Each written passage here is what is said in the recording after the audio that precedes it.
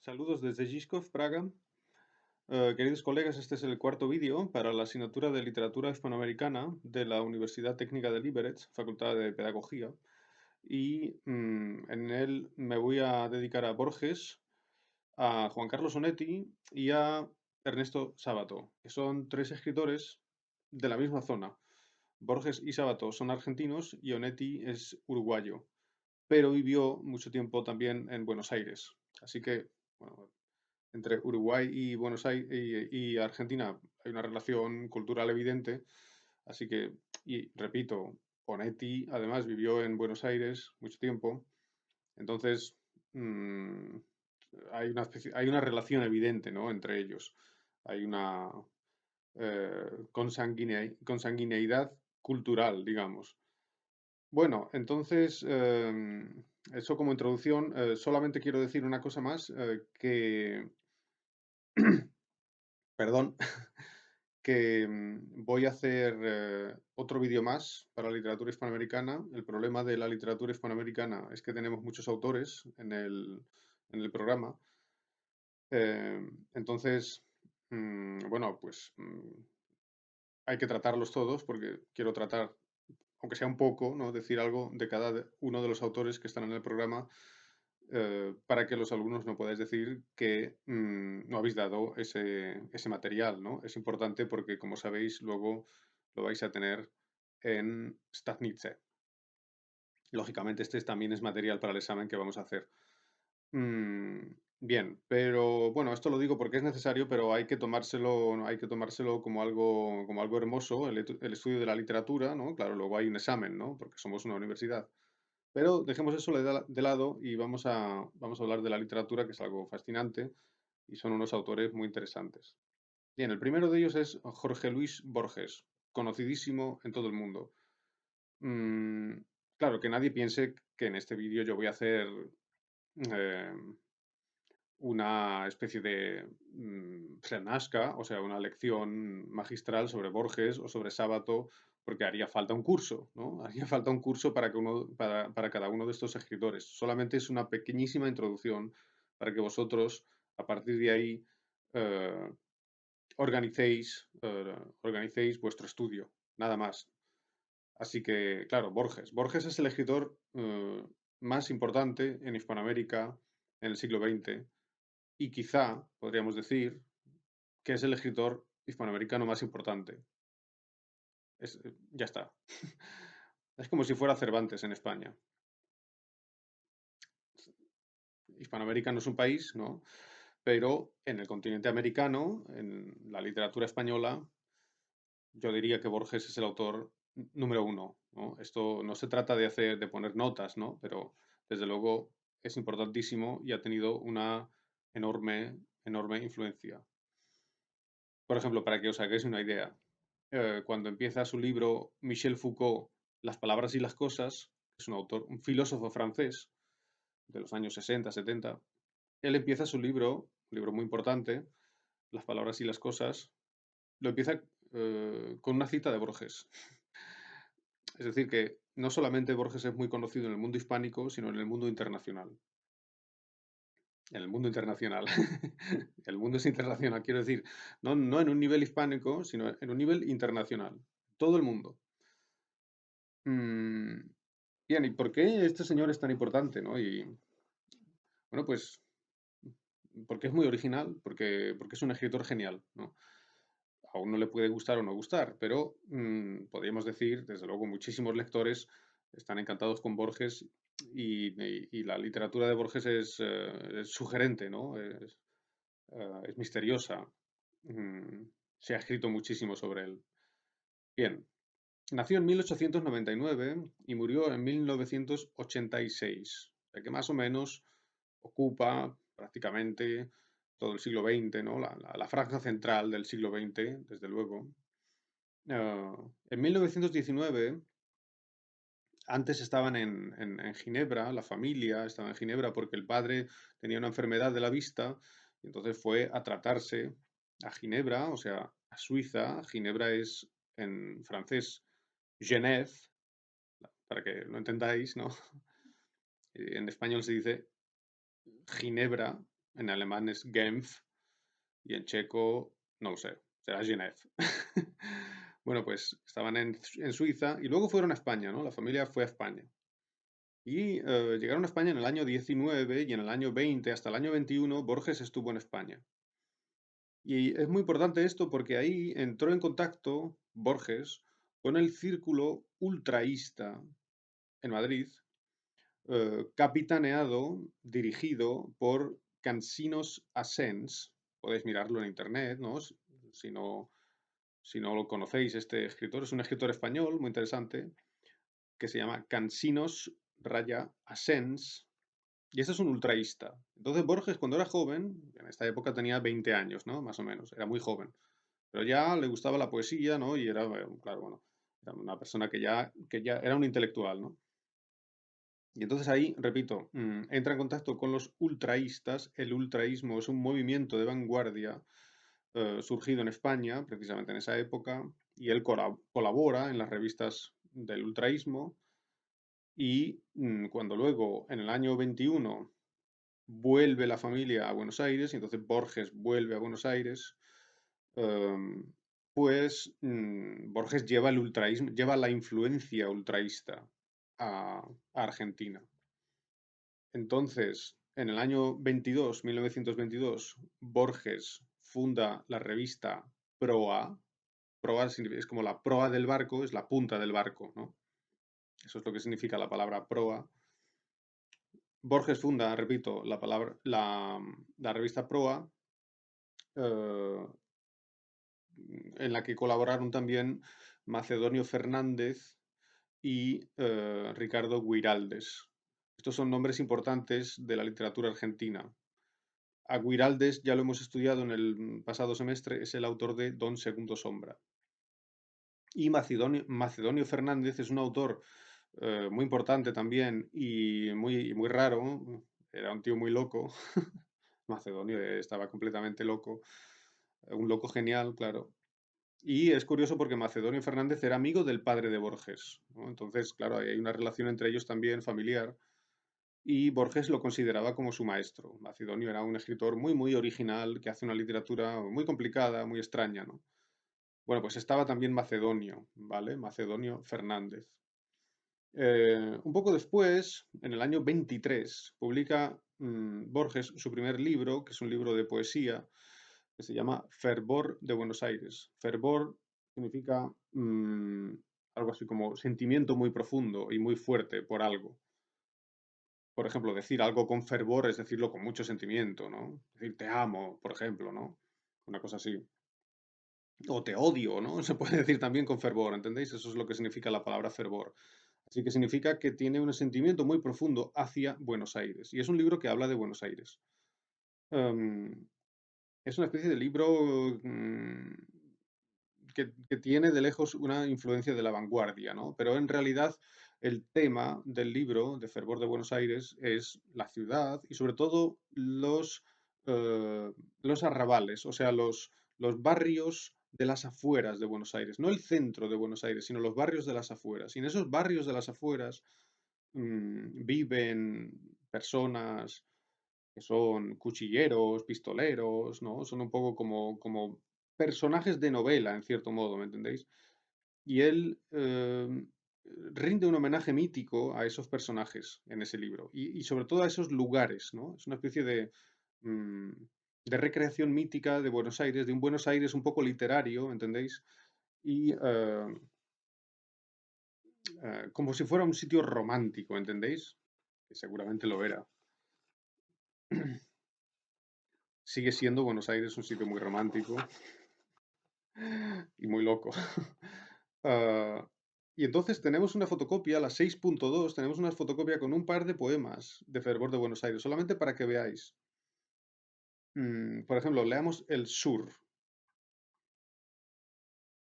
en la fotocopia 6.2. Es un poema. Desde uno de tus patios haber mirado las antiguas estrellas. ¿De qué patios? Pues de uno de los patios de las casas de los arrabales de Buenos Aires, ¿entendéis? Eran casas que tenían patios, era casi como un pueblo, ¿no? Entonces dice, desde ahí mirar las estrellas, una cosa muy bonita, ¿no? Desde uno de tus patios haber mirado las antiguas estrellas, desde el banco de la sombra, haber mirado esas luces dispersas que mi ignorancia no ha aprendido a nombrar, o sea, las estrellas, pero no sabe el nombre, ni a ordenar en constelaciones, haber sentido el círculo del agua, en el secreto aljibe es como depósito de agua, el olor del jazmín y la madreselva, el silencio del pájaro dormido, el arco del zaguán, la humedad, esas cosas acaso son el poema. Es una evocación de una casa con un jardín a las afueras de Buenos Aires. Ese es el tema del libro, su primer libro. Después, en el año 24, o sea, este libro se publica en el 23, en el año 24 funda Borges también, colaborando con otros, la revista Martín Fierro, es muy importante. Martín Fierro se llama la revista, es una revista que también tiene algunos textos vanguardistas, pero fijaros, es muy importante porque Martín Fierro es la obra de José Hernández de 1875, ¿no? Me parece que era 1875, si no recuerdo mal, ¿no? Hacia finales del siglo XIX.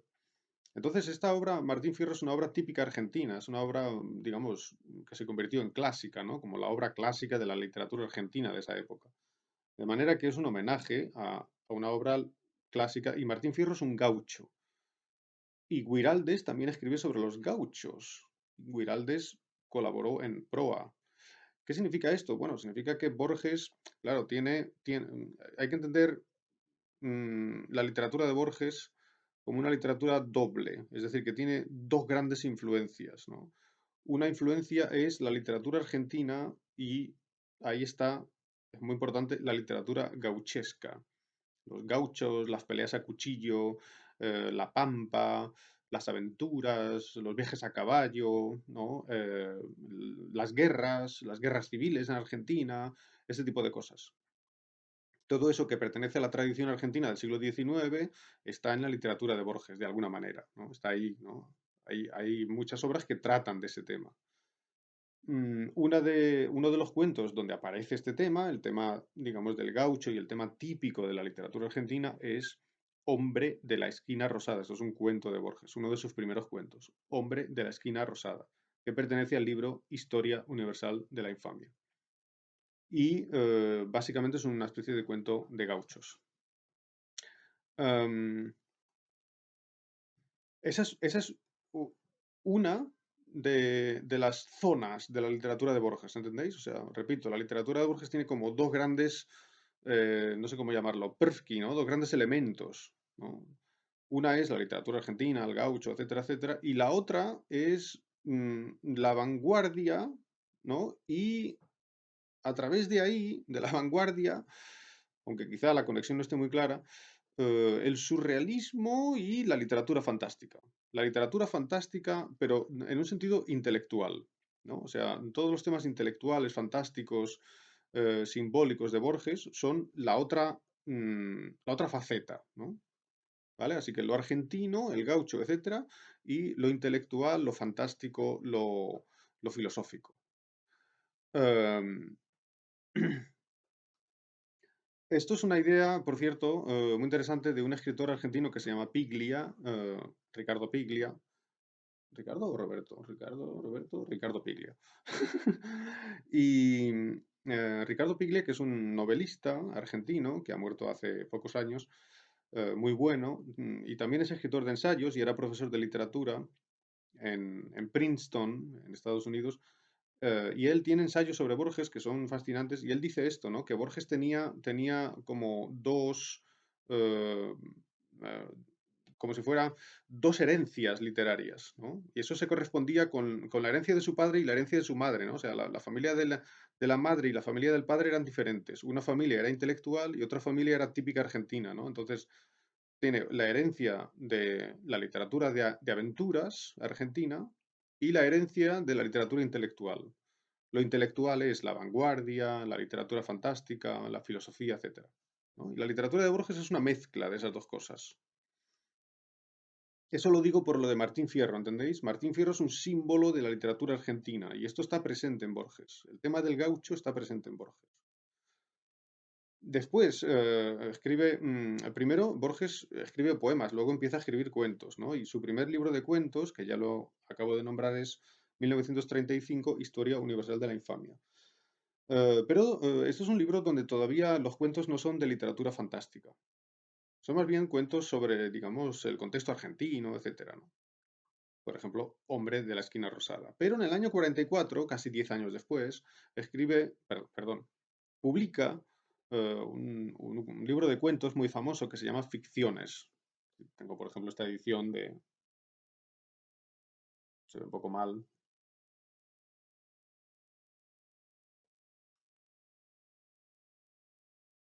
Bueno, esta es una edición de Alianza Editorial Ficciones, solo para que veáis, es un libro no muy grande, Ficciones. Y ahí ya Borges publica algunos cuentos fantásticos y digamos, con este contenido intelectual, filosófico, que es lo que a veces es difícil de comprender, ¿no? Para muchos lectores. Ficciones. Después, en el año 49, aparece la colección El Aleph, escrito PH. El Aleph es la primera letra del alfabeto hebreo. Es como la A. La A del alfabeto hebreo se llama Aleph, como la A del alfabeto islámico se llama Alif, ¿no? Es muy parecido, porque son lenguas semíticas. Bien, entonces, repito, en 1949 el Aleph, y luego otras colecciones de cuentos más, y también muchos ensayos. Borges es un escritor de cuentos y de ensayos, y también poeta, pero no ha escrito ninguna novela. Bien, esto para presentarlo, ¿no? Un poco. Entonces, voy a comentar, claro, repito, la obra de Borges es interminable, así que voy a comentar muy rápido tres temas. Tres temas de la obra de Borges, para que poco a poco vayáis entrando en Borges, ¿no? Entonces, el primer tema yo diría que es lo absoluto, lo absoluto. ¿En qué sentido? Bueno, pues para Borges, el hombre es un ser que no tiene nunca acceso a lo absoluto, no puede alcanzar la verdad absoluta, no puede conocer a Dios. Le gustaría conocer a Dios, pero no puede, ¿no? Es como Dios es como una sombra. No puede conseguir nada que sea perfecto el hombre, porque en el tiempo todo pasa, ¿no? Entonces tenemos cosas, pero tenemos cosas de una forma imperfecta. Sabemos cosas, pero sabemos cosas de una forma imperfecta. Todo lo que sabemos al mismo tiempo implica una ignorancia, ¿no? Porque hay muchas cosas que no sabemos. De manera que el saber absoluto, la vivencia absoluta, se escapa. El hombre no puede tener esa vivencia, esa experiencia. ¿Dónde lo vemos esto? ¿En qué cuentos? Pues, por ejemplo, mm, o en qué literatura, por ejemplo.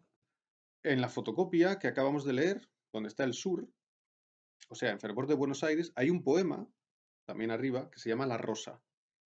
Esto es Fervor de Buenos Aires. Y aquí dice, la rosa, la inmarcesible rosa que no canto, o sea, la rosa, no la rosa que canta él, o sea, no la rosa que está en el poema, sino la rosa de verdad.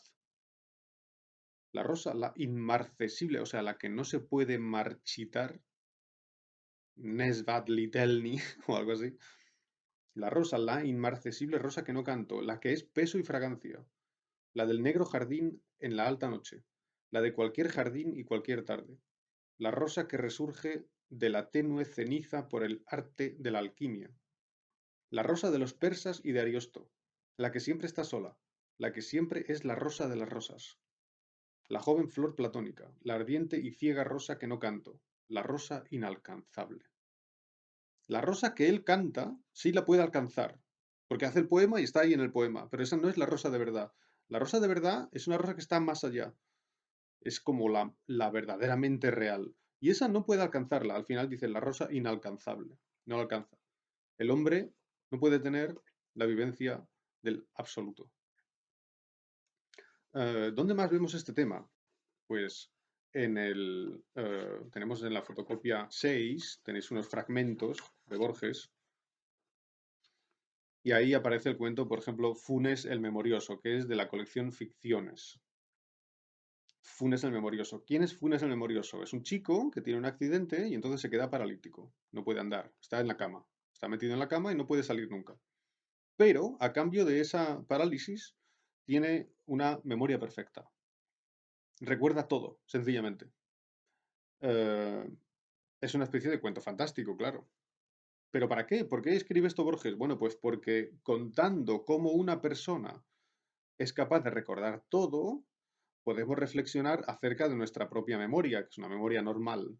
Nosotros olvidamos todo. Por ejemplo, imaginaros que estudiáis español, ¿no? Y estudiáis las palabras del español, Slovíčka, ¿no? Y mañana se te han olvidado, a lo mejor te acuerdas de dos, pero 10 se te han olvidado. Es muy difícil acordarse.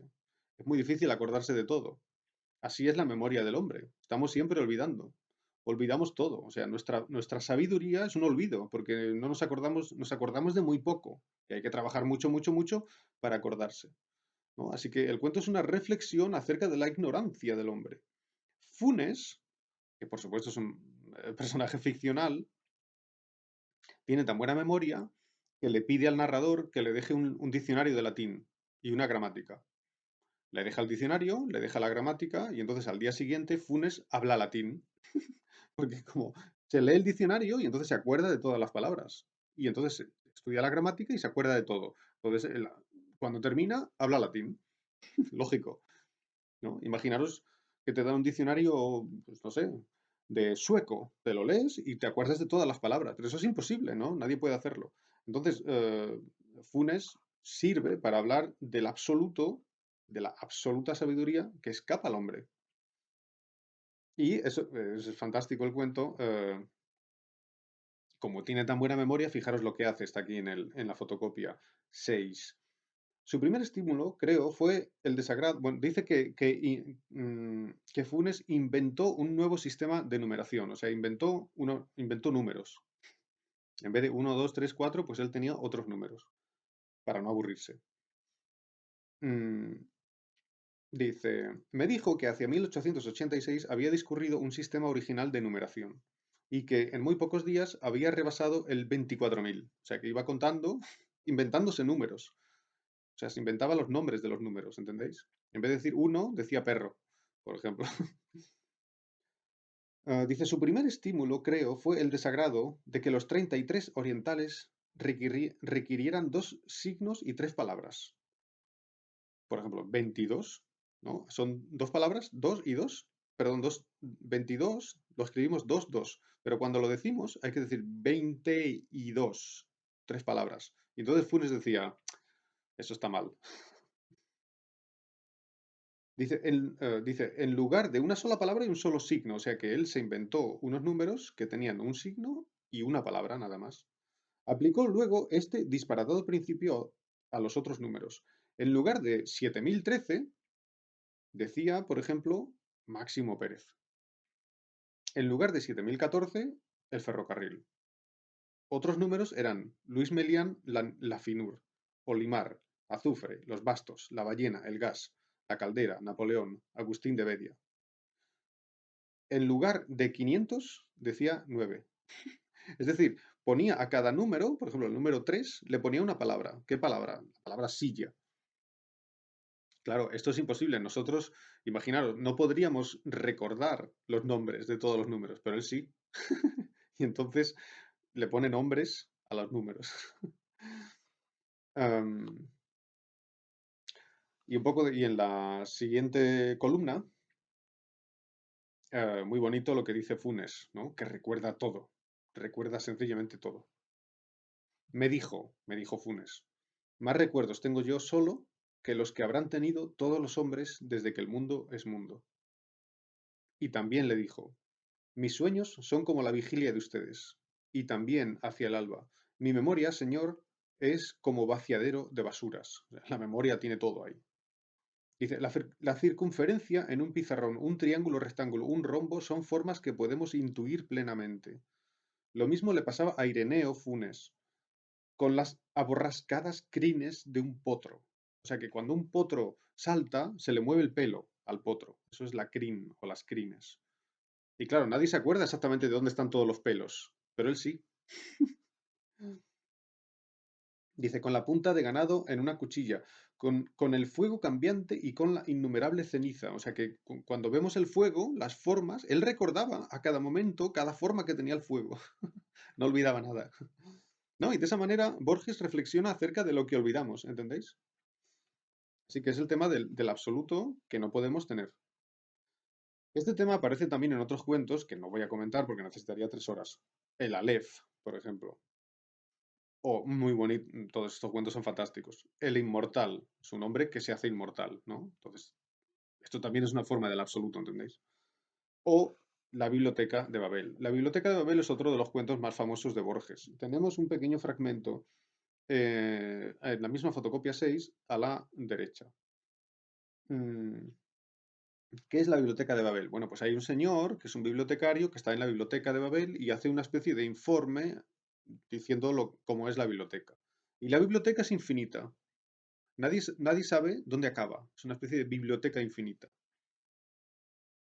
Y mm, tiene un sistema, ¿no? De habitaciones hexagonales. Es como si fuera una colmena, o sea, ul. Y, y tiene muchísimos libros. Sencillamente no se sabe dónde acaba y dónde termina. Em, Entonces, hay algunos que dicen, los libros de la biblioteca, ¿no? Hay un montón de libros. Imagínate que vas, coges un libro y lo abres y es una especie de caos de letras, un caos de letras. Y entonces, ¿y por qué? Porque hay libros que tienen caos y a veces hay algún libro que tiene algunas frases normales e incluso hay libros que es una novela o un libro de historia, ¿no? O sea que ahí está como de todo, ¿no? ¿Y por qué? Bueno, pues algunos dicen que la biblioteca es caótica, que no tiene sentido, que sencillamente las letras están puestas ahí al azar. Y eso significaría que, ¿entendéis? La biblioteca es una especie de imagen del mundo. La biblioteca es el mundo. Si la biblioteca está ordenada y escrita, digamos, al azar, significa que el mundo es azaroso, o sea, que el mundo no ha sido ordenado por Dios, que no hay providencia. Providencia en checo se dice prosretelnost, es decir, que Dios no ha hecho un plan para hacer el mundo, sino que es nájoda. Y por eso el personaje dice esto que dice aquí en la fotocopia 6.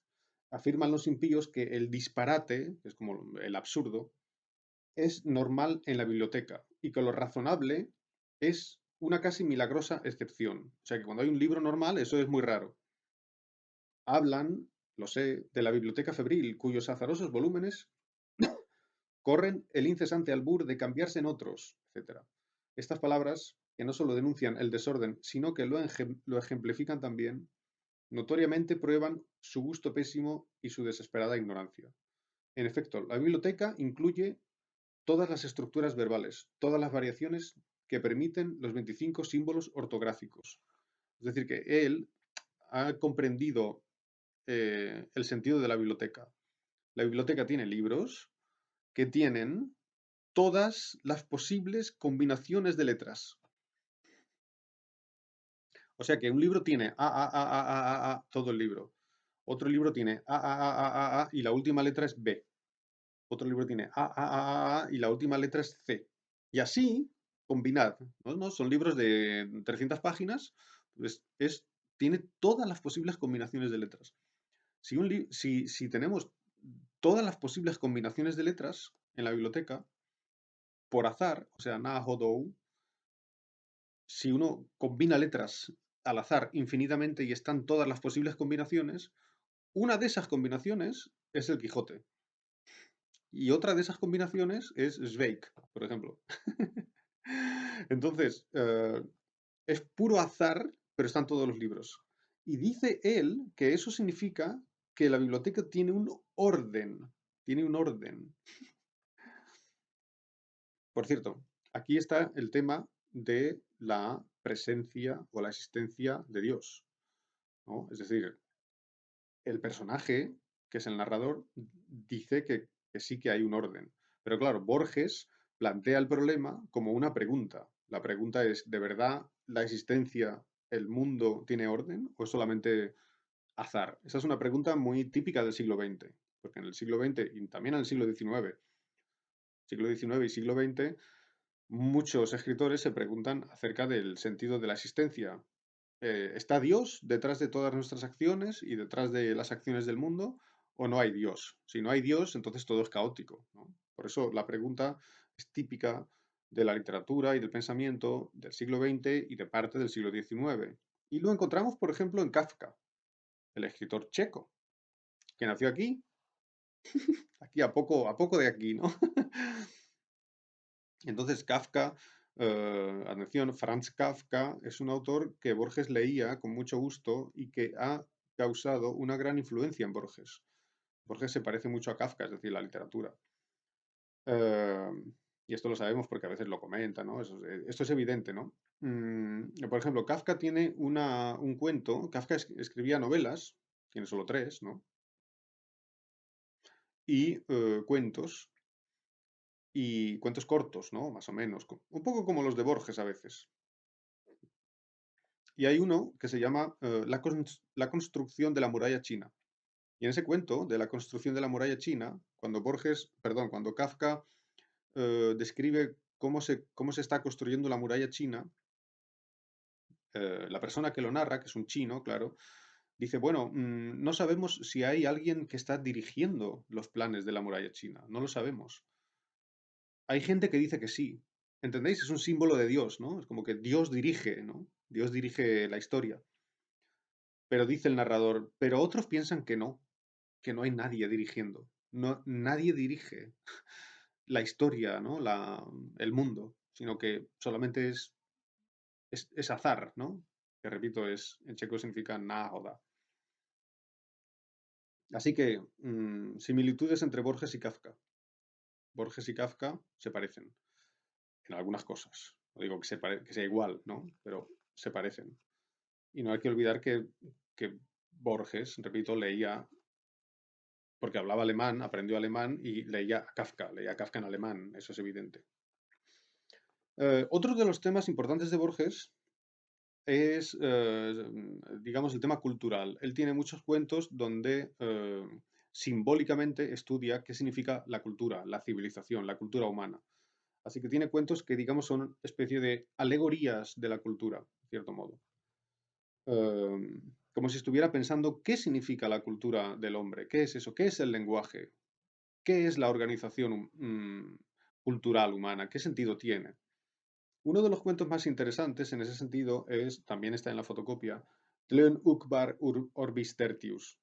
Y este es un cuento que pertenece también a ficciones y en el cual Borges descubre una enciclopedia. El cuento parece como si fuera un ensayo, ¿no? No parece un... Esto es típico de Borges, ¿no? Escribe cuentos que parecen ensayos, es decir, que es como un estudio, ¿entendéis? Es un estudio, pero es fantástico. Entonces ahí dice que hay una enciclopedia, que es imaginaria, claro, que habla de un mundo, de un planeta, que es Tlön, y es una especie de planeta imaginario, pero que en esa enciclopedia se describe en todos sus detalles, ¿no? Ese mundo imaginario que se describe en todos sus detalles es el mundo que nosotros describimos con los libros, con la cultura. O sea, el mundo estudiado por la sabiduría humana, ¿entendéis? Y ahí se dicen cosas curiosas que, digamos, hacen pensar en cómo es nuestra cultura. Un poco parecido a lo que pasa con la obra de Tomás Moro, Utopía. Se describe la isla Utopía para que pensemos cómo es nuestra civilización, ¿entendéis? Entonces aquí se describe una civilización imaginaria para que pensemos cómo es nuestra civilización. Y se dicen cosas tan interesantes como esta, que está en la fotocopia. Se habla del lenguaje de Tlön. ¿Cómo es el lenguaje allí? Mm, dice, en la mitad, ¿no? del texto. No hay sustantivos en la conjetural Ursprache de Tlön. Ursprache en alemán significa pra-Yazik, o sea, lengua o lenguaje, Sprache, antiguo, Ese Ur es como el más antiguo, ¿no? Como si fuera una especie de, yo qué sé, por ejemplo, el latín que está en la base del español, por ejemplo, ¿no? Bueno, pues en la lengua antigua de Tlön, ¿no? Dice, no hay sustantivos. No hay sustantivos en la conjetural Ursprache de Tlön. O sea, no hay la palabra silla o cielo. No hay sustantivos. Dice, de la que proceden los idiomas actuales y los dialectos. Hay verbos impersonales. calificados por sufijos o prefijos monosilábicos de valor adverbial. Por ejemplo, no hay palabra que corresponda a la palabra luna. O sea, en la Ursprache de Tlön no hay la palabra luna, ¿no? Entonces uno puede pensar, ¿y cómo hablan, no? Si no tienen sustantivos, imagínate, ¿cuánto cuesta el bocadillo? Pues no pueden decir bocadillo, ¿no? Entonces, ¿cómo se entienden, no? Dice, no hay palabra luna, pero hay un verbo que sería en español algo así como lunecer. O sea, no tienen la palabra luna, tienen lunecer o lunar, ¿no? Que es como, como si fuera miesitzit o algo así, ¿no? En checo. Am, entonces, surgió la luna sobre el río, la frase, surgió la luna sobre el río, claro, nosotros para decir surgió la luna sobre el río necesitamos dos sustantivos, luna y río. Decimos, esa cosa está sobre esa otra cosa. Surgió la luna sobre el río, se dice Hleur ufang axaxas mle, y esto se lo ha inventado Borges, evidentemente. O sea, en su orden, hacia arriba, upward, detrás, duradero fluir, luneció. En vez de decir que la luna está sobre el río, dicen luneció. O sea, utilizan un verbo para decir que está la luna. Y esto es muy interesante, porque ¿por qué hace esto? Porque, claro, es un juego, ¿no? Un juego muy divertido. Pero por qué hace esto? Pues porque está reflexionando acerca de que el lenguaje es una convención. Todo lenguaje es convencional. Bueno, algunos lingüistas a lo mejor dicen que no, porque claro, hay palabras motivadas. Por ejemplo, eh, qué sé yo, la palabra grillo se dice en español grillo, en inglés se dice cricket y en checo se dice tvrček, ¿no? Y las tres palabras tienen el sonido que hace un grillo, ¿no? Un grillo hace cri, cri, cri, cri, cri. Entonces, grillo, tvrček y cricket, ¿no? O sea que no hay, imaginaros un idioma donde grillo se dice plo, ¿no? Parece que no pega, ¿no? Plo sería un pez o algo así, o un pulpo, ¿no? Es decir, que a veces el lenguaje es motivado. Pero claro, el lenguaje tiene un alto grado de convencionalidad. El lenguaje es muy convencional, ¿no? Es decir, que decimos luna para decir eso. ¿Y por qué? Podríamos decir otra palabra, la palabra cajón. Pero decimos luna, es una convención, esto ya lo estudiaba Saussure.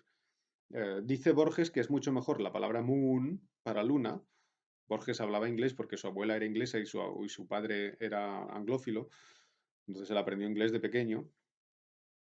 Y Borges decía que la palabra moon es mejor para luna, porque moon evoca una cosa que es una sola sílaba, es como una unidad, ¿no? Es como algo redondo. En cambio, luna tiene dos partes y es peor la palabra. Bueno, estas son cosas de Borges, ¿no? También decía que le gustaba más el Quijote en la traducción inglesa. Lo cual es falso, le gustaba el Quijote en español. Eso está claro, ¿no? Le encantaba. O sea, le gustaba más en español, eso está claro. Entonces, está reflexionando acerca de la convencionalidad del lenguaje. Así que es una reflexión acerca de la cultura.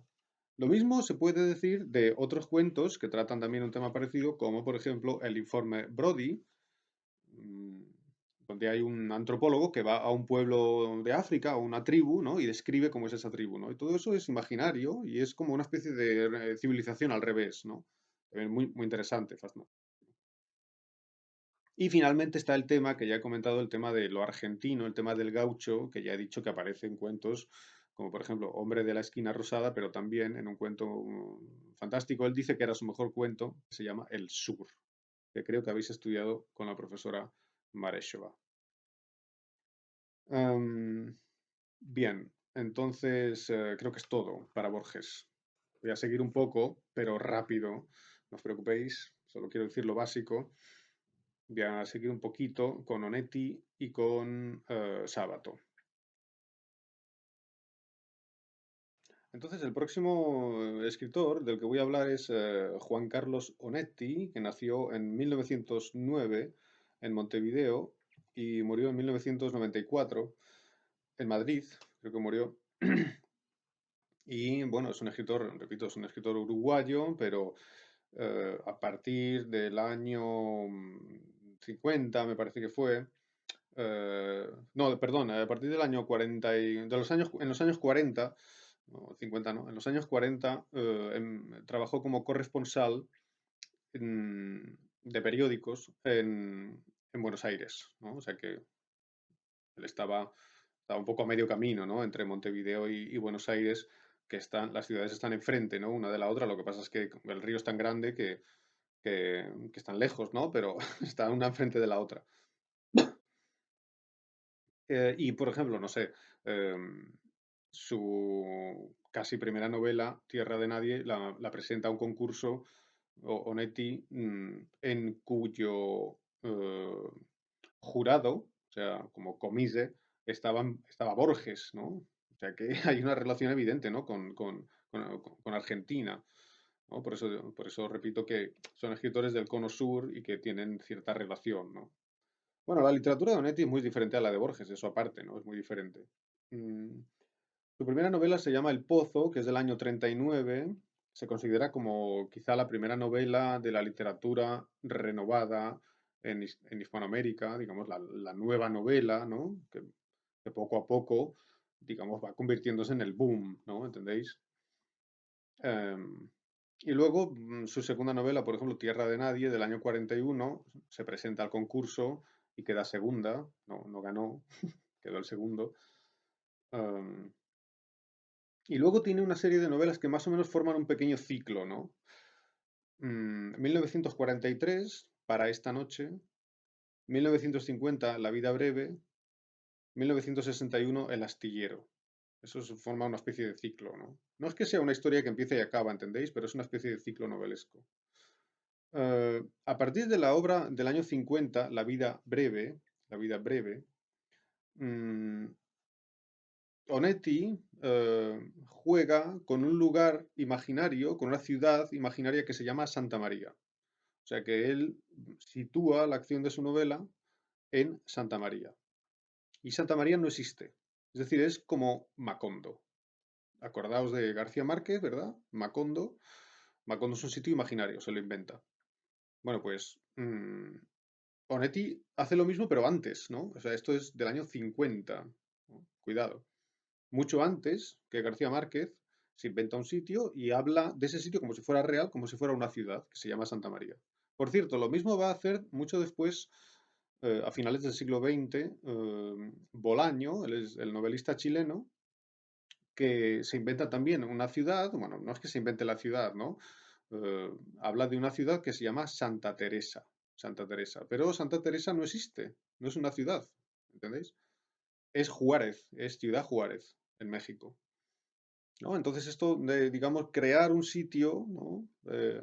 Ponerle un nombre imaginario, pues es una cosa típica que vemos en muchos escritores, ¿no? Aunque no sea justo la misma técnica en todos, pero bueno, es semejante, ¿no? Entonces, las novelas de Onetti muchas veces suceden en Santa María. Santa María es un lugar eh, inventado por él, ¿no? Antes de decir un poco cómo es la literatura de Onetti, solo quería comentar que eh, Onetti tuvo una relación amorosa con una poeta uruguaya que se llama Idea Vilariño, que a mí me gusta mucho. Esto es poesía completa de Idea Vilariño, no es muy grande, ¿no? O sea, la poesía de toda su vida, ¿no? O sea que es un libro, por cierto, es un libro muy bonito, de Lumen, pero bueno, pues no son tantas páginas, ¿no? Son 300 páginas, no llega, ¿no? Idea Vilariño. Y es interesante porque, repito, bueno, aunque sea un poco anecdótico, pero también para hablar un poco de Idea Vilariño, que pertenece a la llamada generación del 45, a la cual pertenece también Benedetti, por ejemplo, que también era poeta, pero a mí Benedetti la verdad no me gusta. Entonces, Idea Vilariño tuvo esta relación con Onetti y le dedica a Onetti un libro del año 58 que se llama Poemas de Amor. Y Onetti dedicó a Idea Vilariño una novela corta que se llama Los Adioses. Mirad,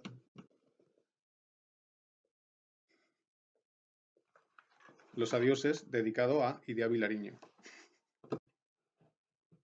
Y, repito, Idea Vilariño dedica eh, su libro Poemas de Amor a Onetti. Y hay un poema de amor muy bonito en la fotocopia 8. Esto es una especie de paréntesis, luego sigo con Onetti, ¿no?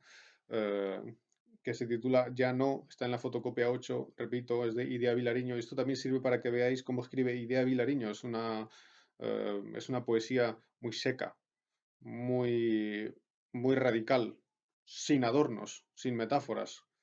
Dice Idea Vilariño, ya no, se titula, ya no será, ya no, no viviremos juntos. Claro, porque, o sea, este poema lo escribe con motivo de la ruptura con Onetti.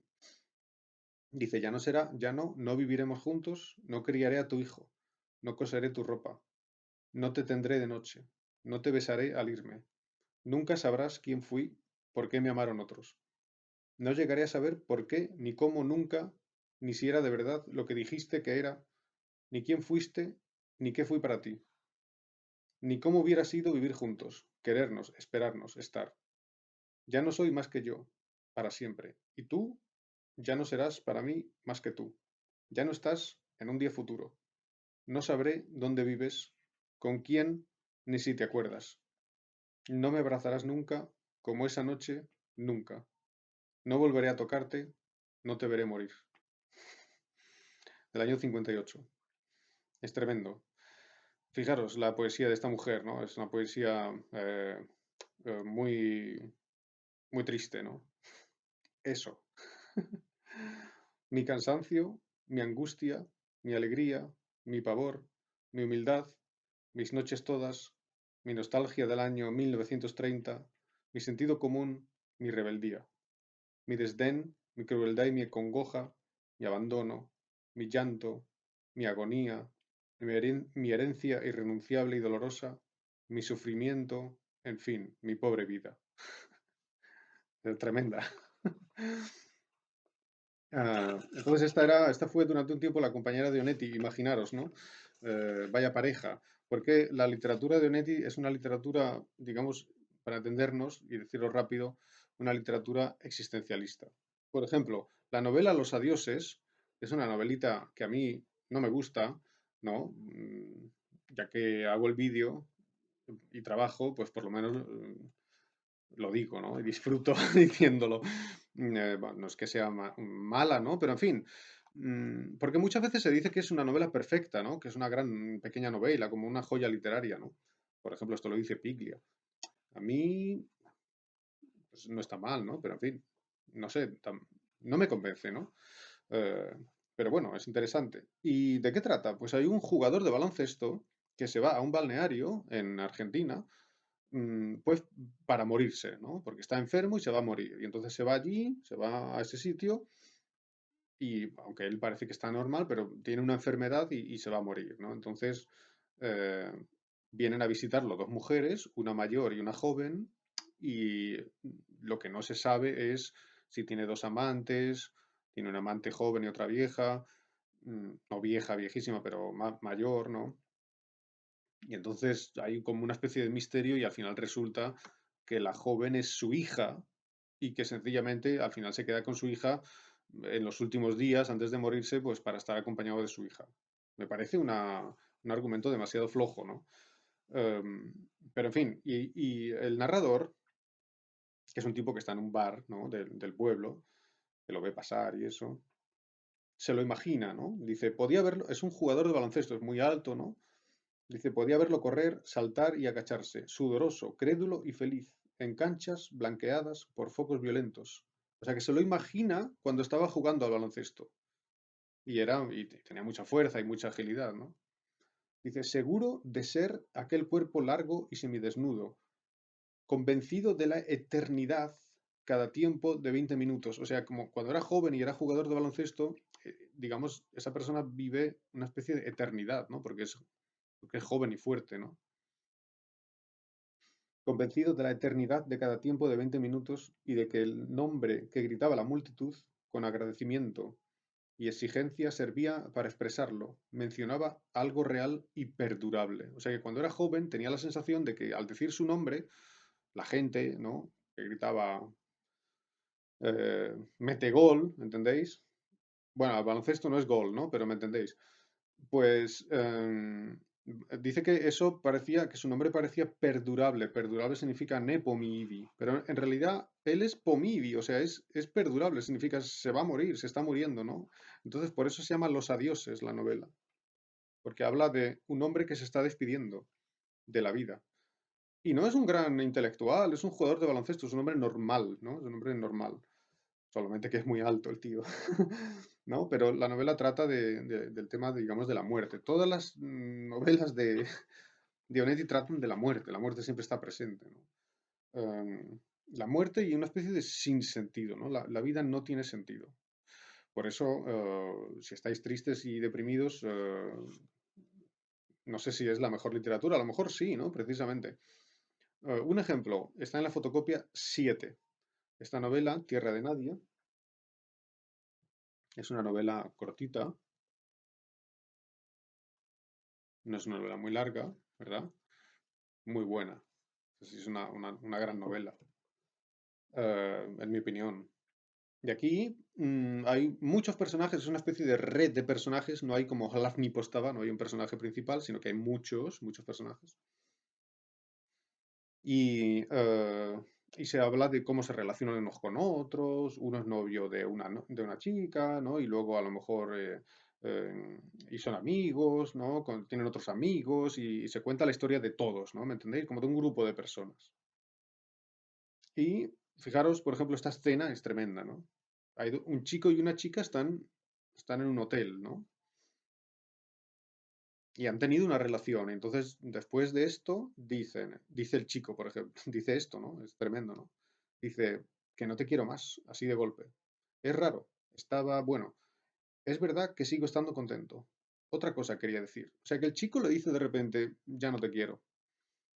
Alguna vez había visto unos ojos parecidos en la cara de un niño. Ella se fue doblando hasta quedar sentada en la cama. O sea, que el chico le dice a la chica, mira, ya no te quiero. Se lo dice así, de esa forma tan cruda, ¿no? Y tan cruel. Y ella se sienta en la cama y empieza como a hacerse cada vez más pequeña, digamos, ¿no? Se fue doblando hasta quedar sentada en la cama. Miraba y miraba, arrugada la tricota sobre los senos, o sea, la camiseta, las manos muertas y escondidas sobre las piernas. Parece mentira, sigue diciendo él. Parece mentira. Así, sin pensarlo, de pronto, como viene la enfermedad. O sea que como cuando uno se pone malo, de repente está malo, ¿no? Pues dice que a él le ha venido el desamor, ¿no? Uno tiene un montón de cosas que llama su vida, pero va rodando junto con ellas, nada más que eso.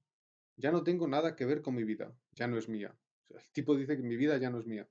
Y de golpe, de esta manera, porque sí, como una fruta que estaba madura, naturalmente.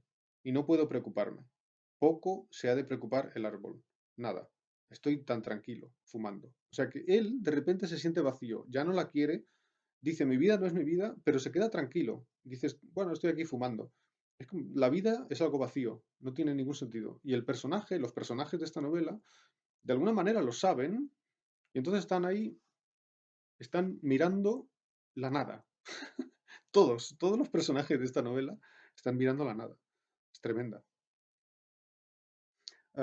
Leedlo en casa, ¿no? Todo el texto. Es muy triste. Otro momento de la novela. Hay una chica que se llama Nora, está aquí en la fotocopia.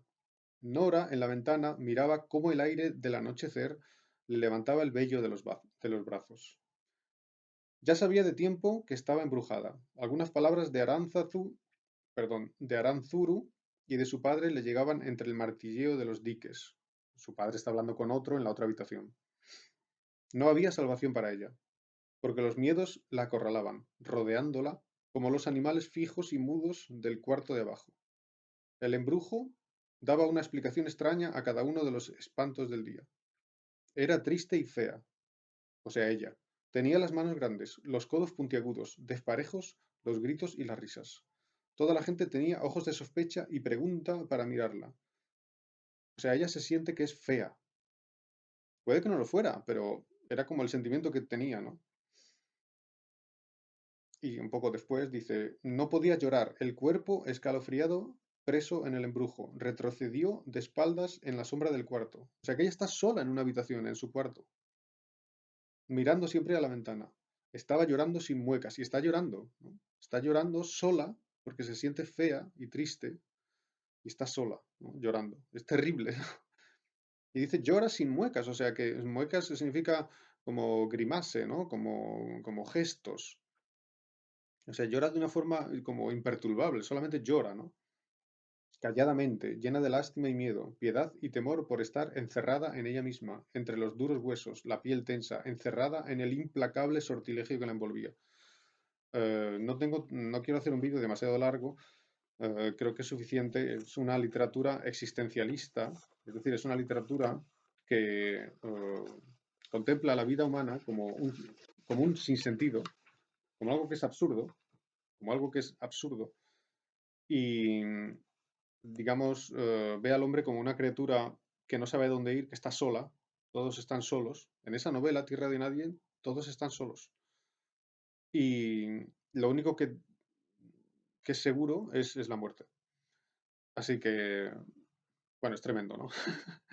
Evidentemente hay una influencia del existencialismo francés, ¿no? De obras de autores como, por ejemplo, Camus, Albert Camus, escrito Camus, o Sartre, ¿no? Eso es evidente.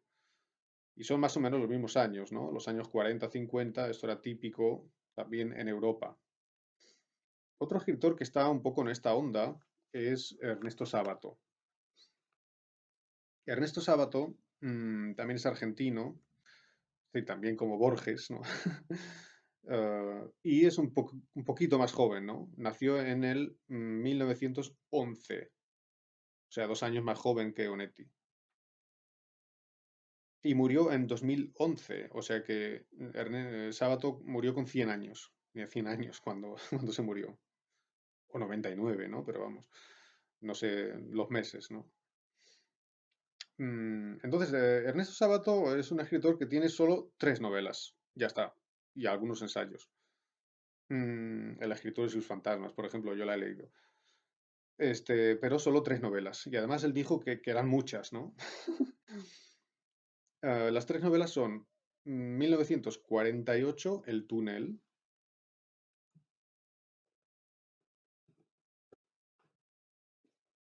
es una novela cortita.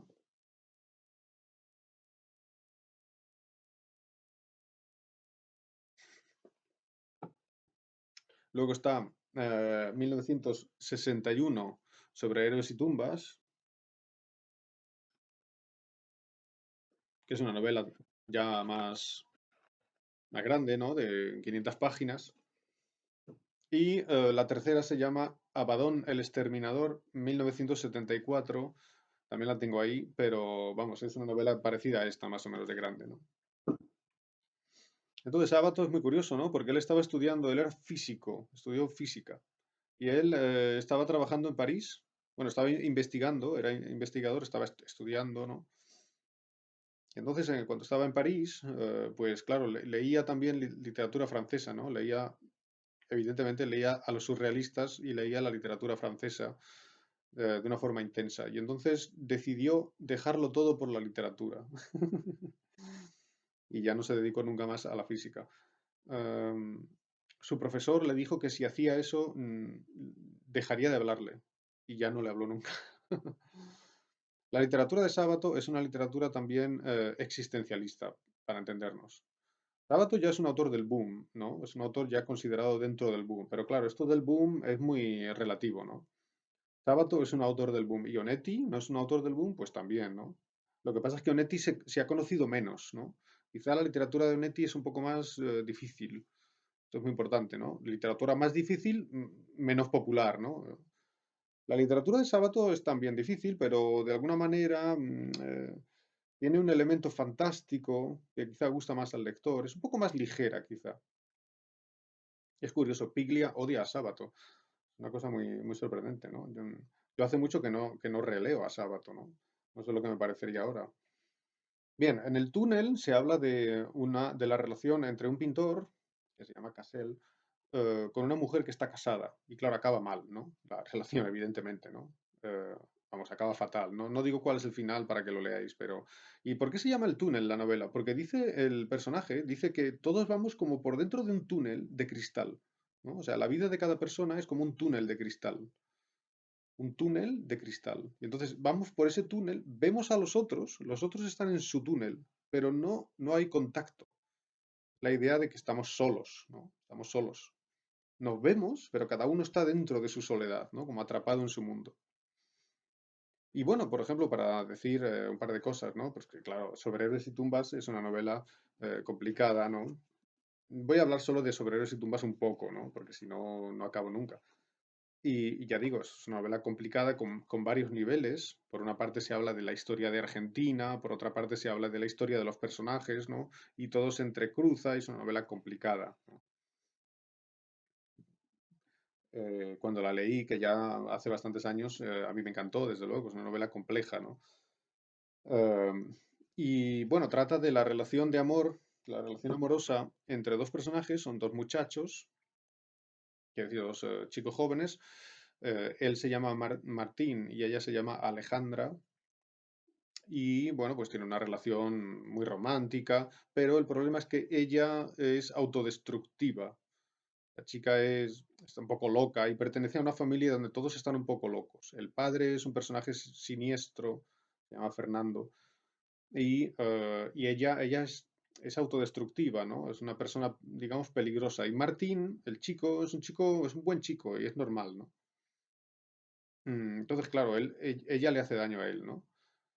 Pero porque ella va contra sí misma. Por ejemplo, en la novela hay un momento que se dice que ella trabaja en una tienda de ropa solamente para ver a las clientes. Es una tienda como de ropa cara, de ropa de lujo.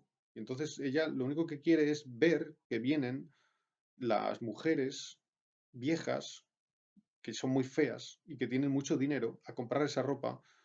Y todo eso le parece algo asqueroso, ¿no? Pero ella, en vez de irse, podría irse, no tiene que trabajar ahí, ¿no? Lo hace aposta, como para ver la fealdad del mundo. Así que ella es terrible, ¿no? Es una persona está un poco loca, ¿no? O muy loca. Y aquí en esta novela hay un momento para que entendáis un poco por qué, cómo es, ¿no? En fin, esto está en la fotocopia 9, lo que voy a comentar. Hay todo un episodio de la novela que se llama Informe sobre ciegos. Informe sobre ciegos. ¿Por qué informe sobre ciegos? Bueno, pues porque hay un personaje, que es el padre de Alejandra, Fernando, que está obsesionado con los ciegos. Y hay que tener en cuenta que Sábato tenía muchos problemas de visión, veía muy mal, tenía unas gafas así de gordas. Estaba casi ciego, ¿no? Y entonces el personaje tiene una obsesión con los ciegos. Él cree que los ciegos son una secta, los ciegos del mundo, que son una secta que están preparando una conspiración universal. Conspiración, en checo, spiknuki. Esto de la conspiración proviene de la literatura de Roberto Arlt, que es un escritor argentino de principios del siglo XX. Y este Roberto Arlt tiene dos novelas que son Los Siete Sabios y Los Lanzallamas, que son novelas donde se habla de una conspiración universal. Y esto de la conspiración universal es típico de la literatura folletinesca, es decir, román folletón del siglo XIX, ¿no? O sea que veis la línea, ¿no? Literatura folletinesca, román folletón del siglo XIX, donde hay siempre Spignucci, ¿no? Eso es típico. Y luego viene Roberto Arlt y con eso y coge eso y lo convierte en una obra literaria maravillosa, ¿no? Y entonces en esa línea está Sábato, ¿no? Que es también argentino, como Arlt. Arlt provenía de una familia alemana, ¿no? Pero que se instaló en Buenos Aires. ¿Vale? Entonces, repito, Fernando, en la novela sobre héroes y tumbas, se cree que los ciegos están haciendo una conspiración universal y entonces los espía y los persigue, ¿no? Y claro, los ciegos, como tienen unos ojos que no ven la realidad, es como si vieran lo que hay al otro lado de la realidad, ¿no? Entonces son como personajes siniestros, ¿no? Todo esto, claro, es fantástico, ¿entendéis? Esto gusta al lector, ¿no? Y entonces el personaje sigue a un ciego y empieza a perseguirlo y bajan a un sótano y se mete por un túnel y se pierde. Y entonces se pierde en una especie de laberinto que hay debajo de Buenos Aires. Laberinto de túneles y de cloacas y todo eso. Y claro, es fascinante eso, ¿no? Al final el tipo se transforma en pez. Acaba transformándose en pez. Claro, entonces es como un sueño, ¿entendéis? Claro, ¿qué tipo de sueño es? Un sueño surrealista. Es la literatura que estaba leyendo Sabato en Francia, ¿entendéis? Así que aquí veis el elemento fantástico que hay en la literatura de Sábato, que es típico del boom. El boom tiene mucha literatura fantástica. No todos los autores del boom, por ejemplo, Vargas Llosa no, pero García Márquez tiene literatura fantástica. Y Carlos Fuentes tiene literatura fantástica. Y Julio Cortázar tiene literatura fantástica.